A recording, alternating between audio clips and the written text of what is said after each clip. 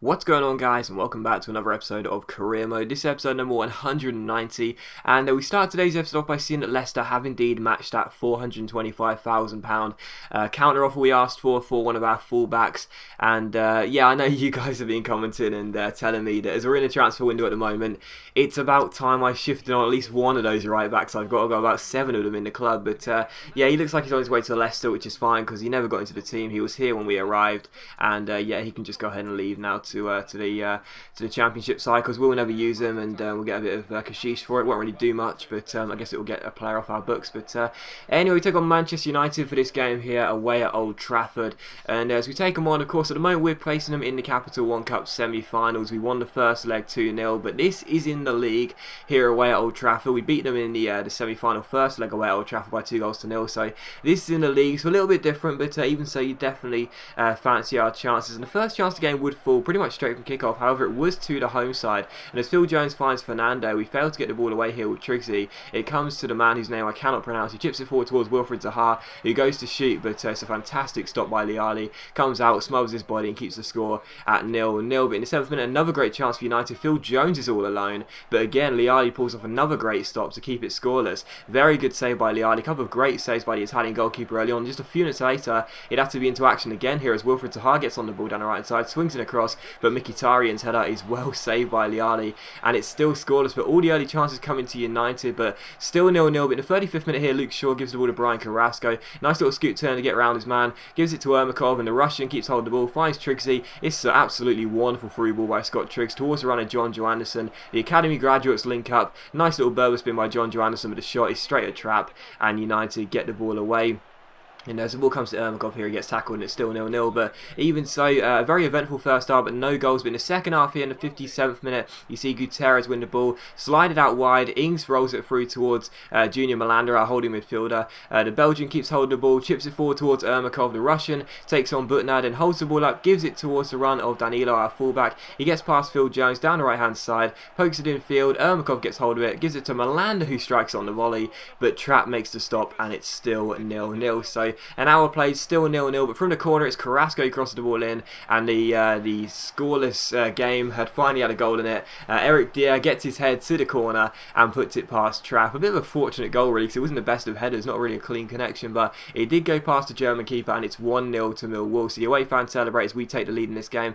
In the 64th minute, a great chance for United once again, but the man comes forward there, and I thought there was going to be a penalty given, but there wasn't, and he puts the ball over the bar, so still 1-0. In the 70th minute, another good chance for United down the right hand side. The number 14 gets hold of the ball, crosses the ball in towards Carlos Vela. It's cleared away only as far as Mkhitaryan, but the Armenian, the former Borussia Dortmund and Shakhtar man, anyway, strikes it, but Liali makes a good stop, and it's still 1-0. And the 85th minute, we were closing the game out, another great chance for United, but the Belgian striker puts the ball wide, and it's still 1-0. So we're holding on. United have most of the chance in this game. We are holding on for the win, and in the 88th minute we play out from the back here. Todd Kane gives the ball to John Johannesson. Nice little fake Rabona here, fake shots around Wilfried Zaha, then a nice little McGiddy spin, gets a bit lucky, but a nice little fake Rabona and scoot turn to finally beat him after about 2 attempts there. Keeps on going, nice little step over to get around Butner, gives the ball to Danny Ings, crosses the ball in, and Scott Triggs bundles the ball over the line and makes it United 0, Millwall 2 with just 10 seconds of normal time to go. So Triggsy, the man with no legs, just about puts the ball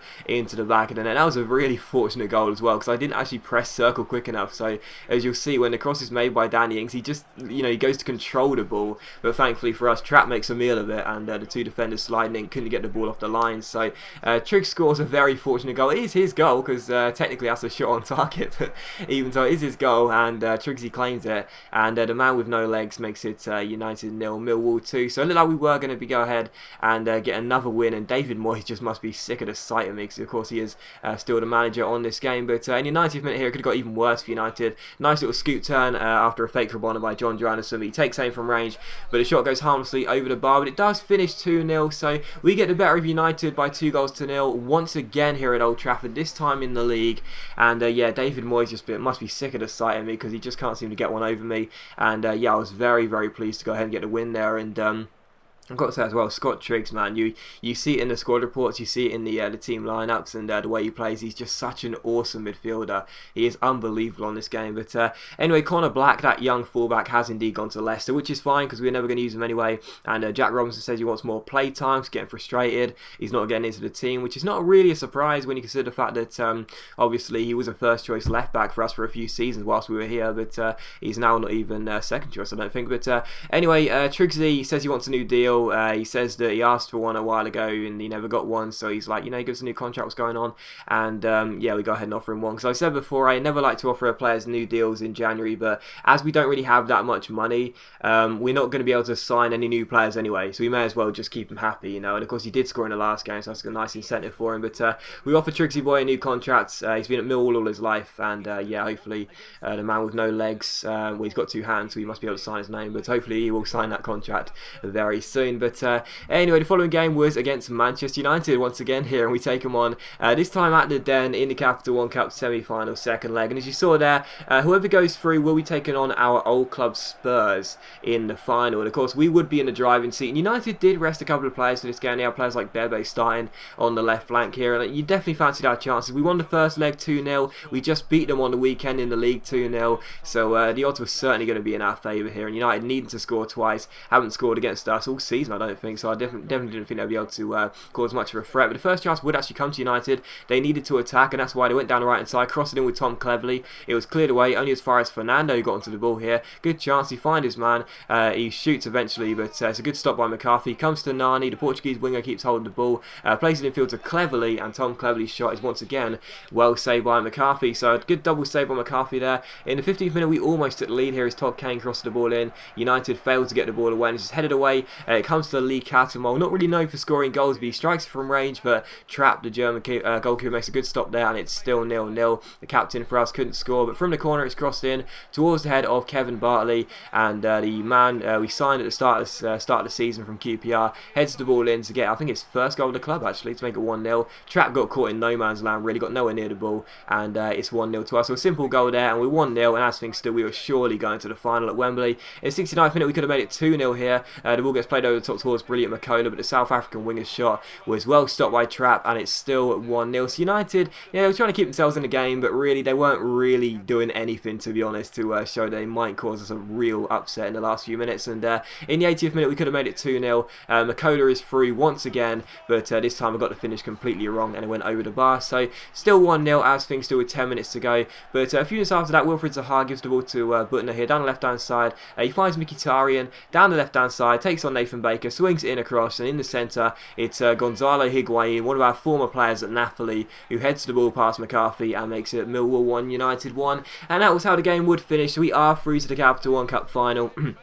We will be taking on Tottenham Hotspur, our former club, and yeah, we're through with a 3-1 aggregate win, so Higuain's goal in the end would count for nothing. So yeah, we're through to the final. That would of course be a live commentary against our former club Spurs. That will be episode number 193, I think, maybe 194 actually, I'm not sure. I think it's episode 193 though. We're taking on Spurs in the final, and yeah, that should be a good fun game to watch, and it will of course be a live commentary. But following that, we had a transfer offer for Dongu here, and this is a really interesting transfer offer. It was Wolfsburg for £12 million, and I thought that's not really a bad deal. He's valued at 13 million, and he's 83 rated striker, but of course he is a backup striker. We only play with one up top, and that's Danny Ings, so I thought maybe we'll counter offer and see what they say.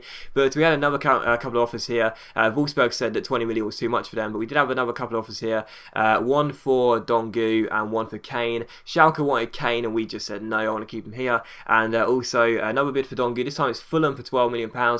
We asked for 20 million, just like we said to Wolfsburg, and we'll wait and see what the English clubs say there. And also Scott Triggs, the man with no legs, has indeed put pen to paper, and he will be staying at the club for a few more years, which is great. But Fulham came back to us and said they'd give us 17 million, which isn't that bad. It's £4 million more than this valuation, but I asked for 19 million, and I guess we just have to wait and see what they say in the next episode. But as always, guys, a big thank you for watching the video. I really hope you have enjoyed it. If you have enjoyed the video, please leave a like, that's much appreciated, and it really does help my channel out. And I'll see you for the next episode of Career Mode very soon. And the first chance of the game would fall here as Luke Shaw, the former Southampton left back who we signed off them in the summer, gives it to Junior Malanda. He chips it forward towards Brian Carrasco here, loops the ball over the goalkeeper, but it's Britton, our former fullback who we gave to Southampton in exchange for Luke Shaw, who heads the ball off the line. It's still 0-0, and the 29th minute, a great chance for Southampton, a nice little pass over the top here, and as Gaston Ramirez goes through, well, Kevin Bartley starting this game, one of the very few substitute / reserve players I had starting this game, gets a straight red card with just half an hour played. So Bartley gets what I think is our first red card of the season, and I was absolutely livid because of course he scored in the last game. Now he was sent off.